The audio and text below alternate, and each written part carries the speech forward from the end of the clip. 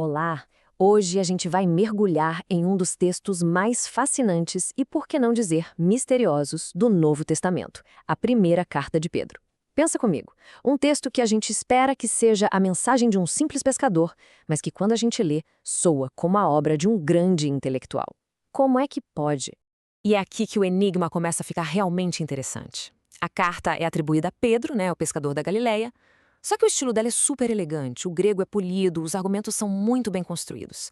Então, como é que a gente concilia essa autoria tradicional com a sofisticação toda do texto? É essa investigação que a gente vai fazer juntos. Para a gente desvendar esse caso, nosso roteiro vai ser mais ou menos o de uma investigação mesmo. Primeiro, a gente vai dar uma olhada na estrutura da carta, que parece meio bagunçada. Depois, vamos bancar os detetives e seguir as pistas sobre quem poderia ser o autor. Aí, eu vou te mostrar a chave que, olha, pode resolver tudo. A teoria da homilia batismal. Com essa chave, a gente vai ver a carta como um verdadeiro guia para a vida e, no final, decifrar a mensagem que veio lá da Babilônia. Ok, vamos lá. Quando a gente pega a primeira carta de Pedro para ler, a primeira impressão é que ela é tipo uma coleção de conselhos, de reflexões, mas sem um plano muito claro, sabe? Os temas vão se misturando, o que dá uma certa sensação de desordem.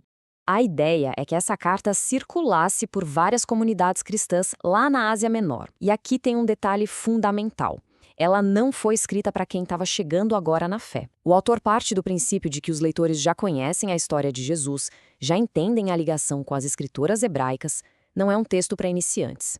E agora, a gente chega no coração do mistério, a autoria. Quem, afinal de contas, escreveu esta carta? As pistas estão no próprio texto, e vou te dizer, elas são bem contraditórias. E olha só que contradição. De um lado, a gente tem o Pedro da história, um pescador que falava aramaico. Do outro, um texto escrito num grego super polido, muito elegante. Fica difícil imaginar como uma pessoa escreveu a outra, né?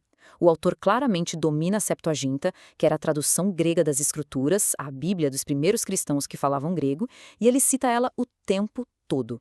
Outra pista bem curiosa é a relação com as cartas de Paulo.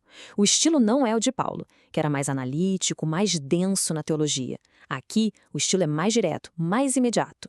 Só que especialmente no comecinho da carta, na introdução, tem uma semelhança clara com as cartas aos Romanos e aos Efésios. Isso não quer dizer que Paulo escreveu, mas talvez seja uma imitação de um estilo cristão que estava começando a se formar na época. A data também é um ponto-chave. A tradição diz que foi escrita por volta do ano 64, um pouco antes do martírio de Pedro. Se for isso, a autoria de Pedro, talvez com uma ajuda, é bem possível. Mas, alguns estudiosos colocam a carta lá pelos anos 90, na época das perseguições do imperador Domiciano. Se essa data for a correta, aí não tem como, Pedro não poderia ser o autor. Então, como é que a gente resolve esse impasse? A resposta pode estar escondida ali no finalzinho da própria carta. O texto menciona um cara chamado Silvano, que foi companheiro de Paulo, como sendo redator. E isso muda tudo. Pode ser essa a solução. Pedro, o apóstolo, deu a autoridade, as ideias centrais, e Silvano, que era um homem letrado, cuidou da parte da escrita, dando ao texto essa forma final tão elegante. E isso nos leva à grande virada da nossa investigação. Talvez o melhor jeito de entender essa carta não seja perguntar quem escreveu, mas sim para que ela foi escrita. E a resposta para essa pergunta pode ser a chave que destrava a estrutura que parecia tão confusa. A teoria que muitos estudiosos defendem hoje em dia é que a maior parte da carta é, na verdade, uma homilia batismal. Pensa assim, a catequese antes do batismo é como aprender as regras do jogo. Uma homilia batismal, como essa aqui, já é a palestra do técnico no vestiário, sabe? Explicando como aplicar aquelas regras no campo da vida real. Não é só sobre acreditar, é sobre viver essa crença no dia a dia. E o mais incrível dessa teoria é que ela simplesmente arruma a casa. De repente, aquele texto que parecia todo desorganizado ganha uma estrutura super clara. A primeira parte, até o capítulo 4, é a homilia em si, falando sobre o significado profundo do batismo. A segunda parte é o que os estudiosos chamam de parênese, que, traduzindo, é uma série de conselhos práticos e de encorajamento para encarar os desafios da vida. A bagunça vira um plano lógico. Com essa estrutura nova em mente, vamos dar uma olhada no conteúdo da carta como se fosse um guia. O autor chama os fiéis de peregrinos e forasteiros, reforçando aquela ideia de que a vida cristã é uma jornada no mundo que não é o lar definitivo de ninguém.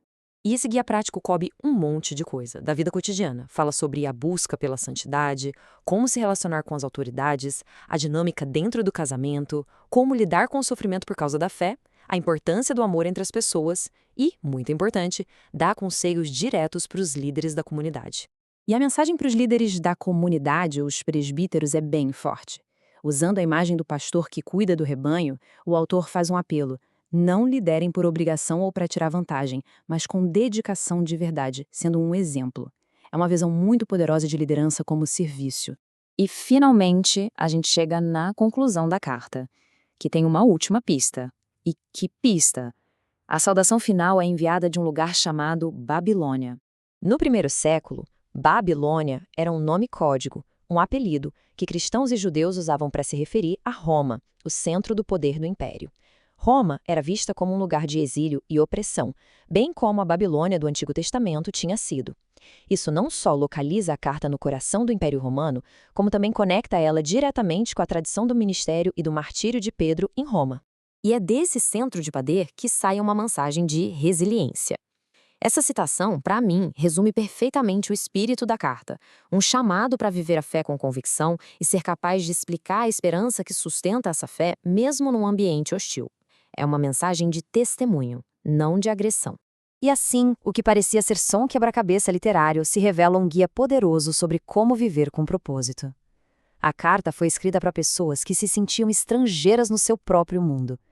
E a questão que ecoa até hoje é: como é que nós, no meio da complexidade toda do nosso tempo, podemos encontrar e compartilhar a razão da nossa esperança?